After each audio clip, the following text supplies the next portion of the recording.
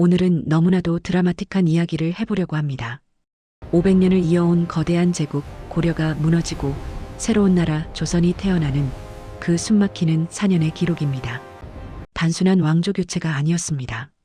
피와 눈물 그리고 두 천재의 엇갈린 신념이 충돌했던 그 격동의 현장으로 여러분을 안내합니다. 1388년 5월 장소는 압록강 한가운데 떠있는 작은 섬 위화도입니다. 상상이 되시나요? 하늘에 구멍이라도 난 듯 억수같이 비가 쏟아지고 있습니다. 무려 보름 넘게 말이죠.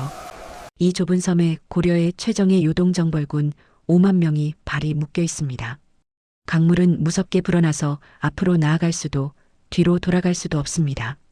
군량미는 진작에 바닥났고 덥고 습한 날씨에 전염병까지 돌기 시작합니다. 병사들은 추위와 배고픔 그리고 공포에 떨고 있었죠. 군막 안에서는 이러다 우리 다 개죽음 당하는 거 아니냐는 절망 섞인 목소리가 터져 나옵니다. 이 5만 대군의 사령탑에는 당대 최고의 무장 이성계가 있었습니다. 이성계는 수많은 전장을 누비며 잔뼈가 굵은 명장이었죠.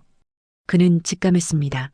이 전쟁은 불가능하다. 이대로 강을 건넜다가는 요동성에 닿기도 전에 내 병사들이 다 죽는다.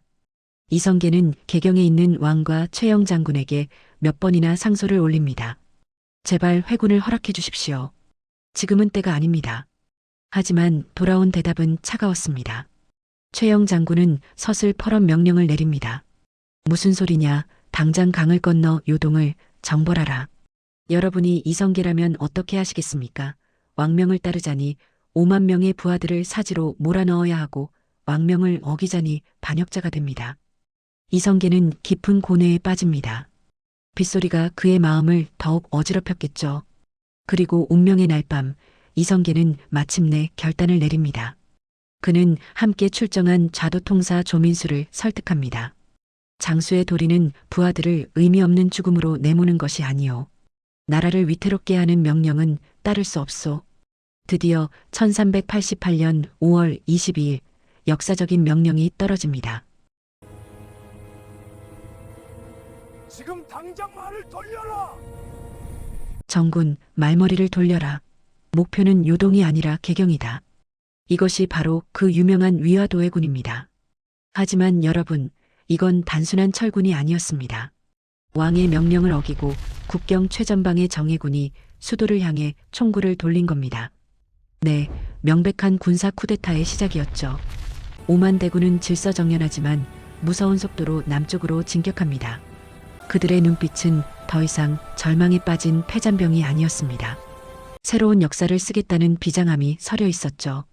놀랍게도 그들은 단 9일 만에 개경 근처에 도착합니다. 고려 조정은 발칵 뒤집혔습니다. 믿었던 이성계가 칼을 거꾸로 잡고 달려오고 있었으니까요. 결국 개경 전투에서 이성계군은 최영 장군이 이끄는 방어군을 격파하고 수도를 장악합니다.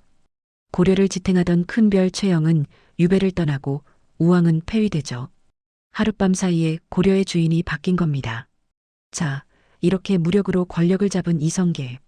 하지만 칼로 천하를 얻을 수는 있어도 칼로 나라를 다스릴 수는 없는 법이죠. 이성계에게는 새로운 나라를 설계할 브레인이 필요했습니다. 이때 역사 전면에 등장하는 두 명의 천재가 있습니다. 바로 정도전과 정몽주입니다. 이 두 사람의 관계 참 흥미롭습니다. 이 세계 문화에서 함께 동문수학한 선후배이자 누구보다 서로를 아끼고 존경했던 절친한 친구였습니다. 둘 다 썩어빠진 고려를 개혁해야 한다는 데는 뜻을 같이 했죠.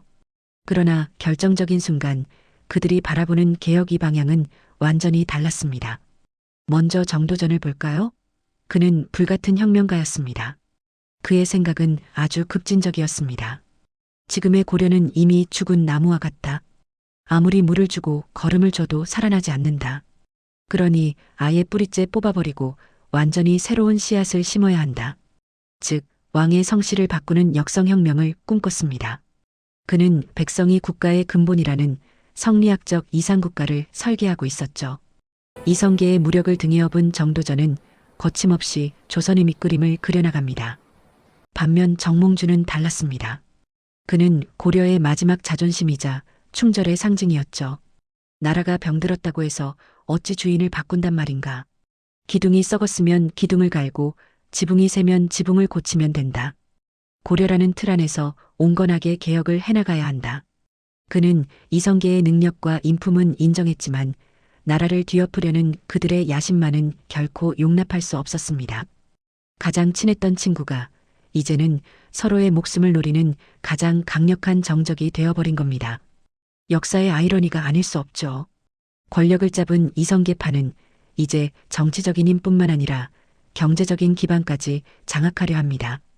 1391년 정도전과 조준이 주도하여 과전법이라는 토지개혁을 단행합니다. 이건 정말 엄청난 사건입니다.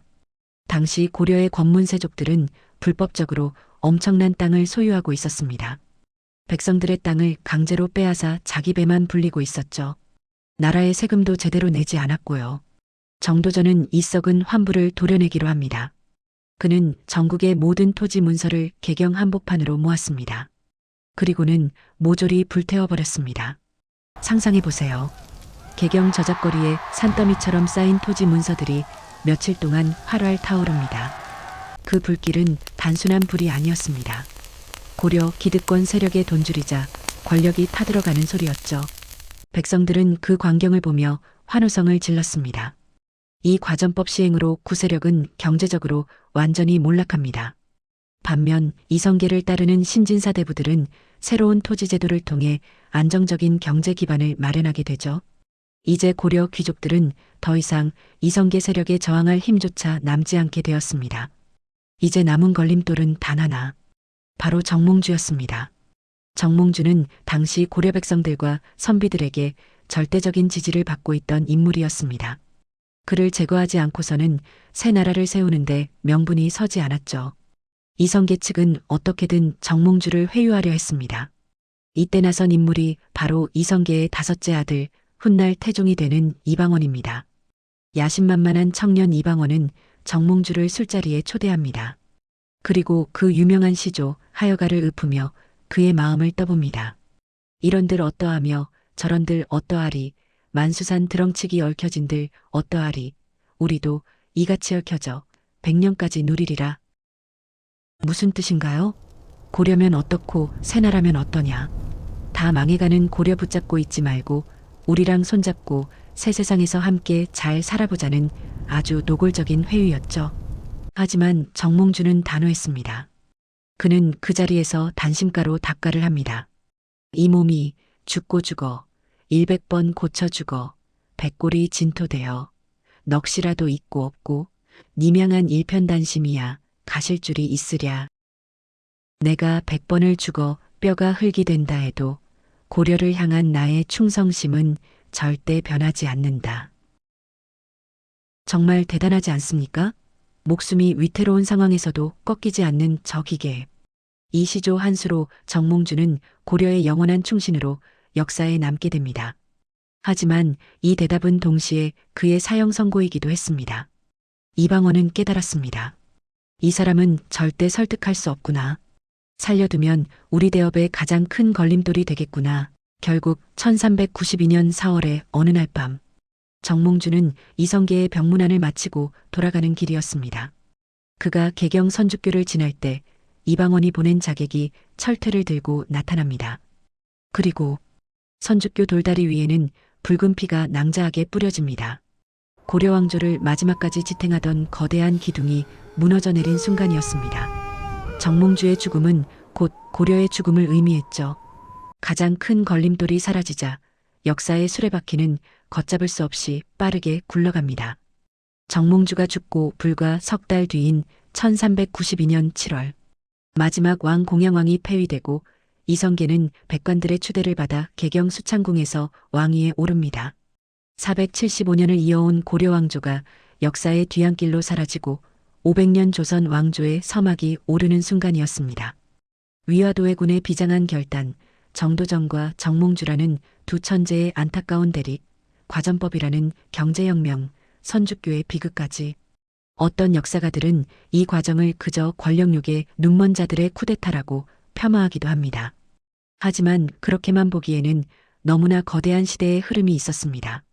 위화도해군이 조선이라는 나라의 육체를 만들었다면 과전법은 그 몸에 피를 돌게 하여 활기를 넣어줬고 정도전이 설계한 성리학적 이상은 조선의 정신이 되었습니다. 구독, 좋아요, 댓글은 다음 이야기를 준비하는 저에게 큰 힘이 됩니다. 역사 스토리텔러 철수였습니다.